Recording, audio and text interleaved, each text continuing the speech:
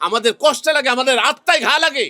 অতএব কর্তৃপক্ষ আপনারা স্মরণ করবেন, যাকে দায়িত্বটা দেবেন সে যেন ভালো করে দেখে যে বৃষ্টির পানি এক ফোঁটা স্টলের মধ্যে পড়বে না। 21 বইমেলা 2026 উপস্থিত হয়েছে আমি টিপু সুলতান।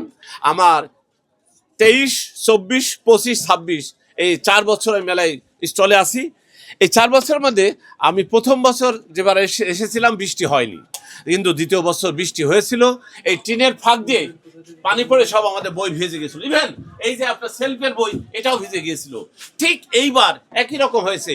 কর্তৃপক্ষ আপনাদের দৃষ্টি আকর্ষণ করছি, আপনারা দয়া করি যাকে কন্ট্যাক্ট দেবেন শুধু মুখের কথাটা বলে দেবেন, বৃষ্টির পানি যেন এই টিনের মাঝখান থেকে না পড়ে।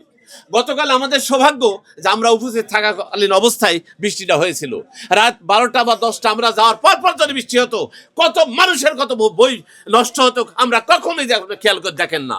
আমরা বই তৈরি করি, আমাদের একটা বই যদি ভিজে যায় আমাদের কষ্ট লাগে, আমাদের আত্মায় ঘা লাগে।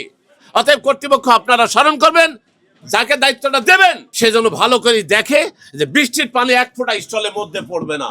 ইচ্ছা অনুযায়ী করবেন। আমি বই তৈরি করি, আমি জানি কোন সময় কীভাবে বই বিক্রি করতে হয়। আমি বই তৈরি করি, বই লিখি, বই বিক্রয় করি। আপনারা বাধ্য করলেন আমাদের এই ভাঙা মাসে এসে মেলা দিতে। কেন দিলেন?